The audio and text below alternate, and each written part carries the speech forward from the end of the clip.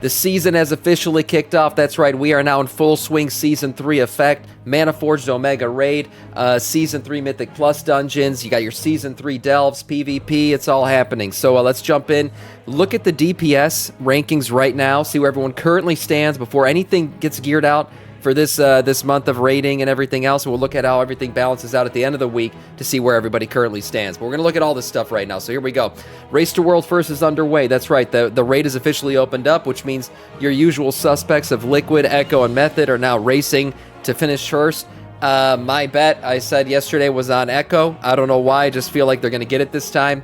But we'll see. I know a lot of you guys think Liquid's going to win it. So check these out at their channels here. I'll link this down below if you want to see it. They're obviously on Twitch. You can check out all their channels and see who currently is in the lead. Phase diving. That's right. This week, you want to make sure you get your Reshiwraps up to rank 4. That'll take them from item level 707 to 714. Remember, to do that, you're going to want to get yourself some ethereal strands. How do you get those? Doing the things you're going to be doing this week, basically. Completing warrant chests at the end of Delves, raid bosses in the Mana Forged Omega Raid, bosses from the War Within Season 3 dungeons, Mythic Plus end of dungeon caches, and then obtaining wins from PvP in the War Within Season 3. So the plenty of ways to get these things. Of course, you're going to want to use them. And there's, I guess, a new mount available this week. You can now mount up in phase diving. And if you do, you'll mount on the Phase Lost Slateback, which is a non-flying mount. So a little bit of a tidbit there. Main thing you want to do is basically upgrade your cape as fast as possible. Of course, it's a boost to your DPS, healing, tanking, whatever it is. It'll help you do that much better. Here we go. Best crafted gear and embellishments. Yes, I dabbled in some crafting yesterday, believe it or not. I'm no simp, okay? I'm still a Giga Chad who doesn't like crafting, but at the end of the day, you know, there's some slots that are going to be needed here to proceed into the raid as more efficiently as possible. So one of the things that kind of caught me off guard, I'm like, oh my god, what's my best embellishments? Well, I found them. As a man of the people, I found them for the people and for myself as well. So here's an article here saying the best embellishments for every single piece of best in slot crafted gear. So not only does it tell you the best embellishments in this article here, but it'll also tell you which pieces of crafted gear you're going to want to craft for your specific class and specs. So look here, you know, take a little bit of a look. I'll link this in the chat. It'll also be linked down below in the video if you want to check this out and figure out what your best in slot crap is and what your best embellishments are for your specific class. Moving on, more trinket buffs. That's right. The trinkets from the Mana Forged Omega Raid just got buffed as this thing went live, so picking up these trinkets is going to be that much more exciting. We see here a bunch of buffs, including a scaling change here for damage increase, 115%, AoE damage increase by 135. We see a damage increase here for this trinket by 20%, damage increase here 10%. You get the idea. A bunch of buffs here to a bunch of these trinkets. I guess Blizzard felt like they weren't hitting hard enough. So there you go. Your trinkets are going to hit that much harder now, picking these up from the Mana Forged Omega Raid. Moving on to Delves, right? Everybody's favorite, Greg from Accounting, getting excited to run his Season 3 Delves this season around, making sure that he can avoid his wife in the middle of the night and get his Delves in. Well, what is he going to be getting for all of this? Well, first off, he wants to get those maps, right? You want to get those maps to get your extra loot at the end of these Delves. Just remember, you cannot get your Delver's Bounty maps unless you've hit at least rank 3, is it? Rank 3 or rank 2? Renown 2, I should say, on your Delver's Journey bar. Okay, so the way you're going to do that, you got to get 4,200 points to get to that point. Every single one of these will give you a certain amount of Delver's Journey points. Tier 8 Delves will be giving you 150. That's the kind of capped out in terms of how high of a level you could go to get your Delver's Journey points. But also opening up a Bountiful Coffer with a restored coffer key will give you another 250 Journey points, as well as looting an Archaic Cipher key at the end of a Delve chest and turning that in for your weekly The Key to Success quest will give you another 1,500 Delver's Journey points. So get in, run those things as quickly as you can. You can only get one map per week. Just remember that. So once you get to this Renown 2 or Rank 2 on this chart here, you'll be able to get one map per week. Use the map on the highest ranked Delve you can possibly do. So hopefully it's a tier 11, I don't know, but use the map as high as you can to get yourself the best gear you could possibly get out of your Delves. If you have any questions, email Greg. He works in accounting. Besides that, Season 3 tier DPS sets, okay? These DPS sets, there's not DPS sets, I should say, DPS output from your tier 3 sets the numbers have been broken down here, and they're quite interesting. So I'm going to pull up this chart real quick. You're like, oh shit, Sam, that's a lot of numbers. What does it mean? I'll tell you right now.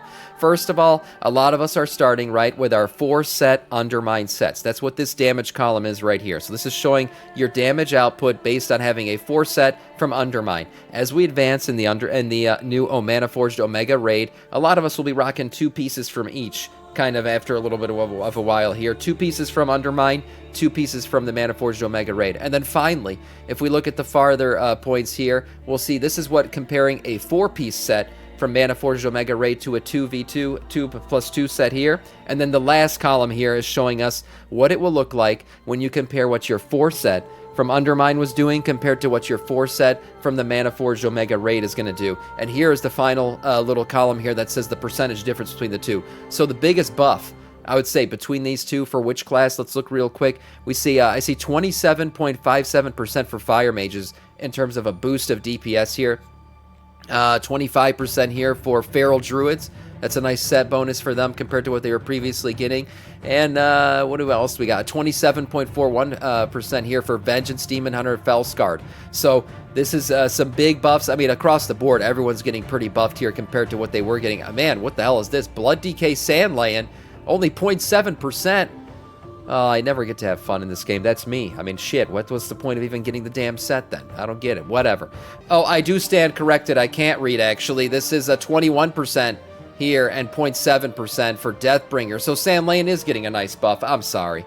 I'm sorry about that. Yeah, it's the Deathbringer Blood DK that gets no love. So I'll link this in the chat ad down below as well as all the other articles so you guys could actually check out. Okay, final week of DPS. Okay, final week before everybody starts to get geared out from the Mana Forged Omega Raid. These are your final DPS charts. Now remember, this is kind of weird because what these numbers are pulling from is still your Undermined Raid, looking at what people were doing last week. Now, who the hell is still running Undermined Raid right now? This last week, psychotic people, insane people trying to fix up their parses, trying to understand their rotations. Maybe they're trying to get a mount or something out. I have no idea. Fill out their renown track at the very end here. But anyways, take it with a grain of salt. Let's see what these final numbers were here. Overall damage, Affliction Warlock popping the hell off. Shadow Priest, Demonology Warlock, Devastation Evoker, Destruction Warlock, and Elemental Shaman there, rounding out your top 6. Now, all of this is with the new, changes that went into effect over the course of last week in terms of class tuning. So a lot of these things are big movements according to what we've seen from previous charts. Retribution Paladin, wow, way down here. Enhancement Shaman, Fire Mage, Demon Hunter, Havoc Demon Hunter, and Arms Warrior here rounding out your bottom boys. Damage to bosses, this is your single target damage. We still see Affliction Warlock up here at the very top. Demonology Warlock, Shadow Priest, Devastation Evoker, Arcane Mage, Elemental Shaman. And then Frost DK, who was really popping off early on, got nerfed early in the week, so their numbers kind of got hit a little bit. Enhancement Shaman here at the very bottom, who got a ton of buffs, by the way, this week, so those will be accounted for in the next week's charts. We see Fire Mage down here as well, Arms Warrior, Havoc Demon Hunter, Outlaw Rogue, Retribution Paladin. Your biggest movers up and down when comparing to before the last set of buffs and nerfs that just hit last week. Let's check this out. So the biggest mover up, Demonology Warlock, up 17 spots. So was Frost Mage, up 17 spots. We did see that Frost Mage got a bunch of nice buffs just early last week. So we'll see how this all balances out in the new raid with the new tier sets and everything else. And the biggest mover down, undisputed, Retribution Paladin, down 18 spots. My God, what happened to Ret?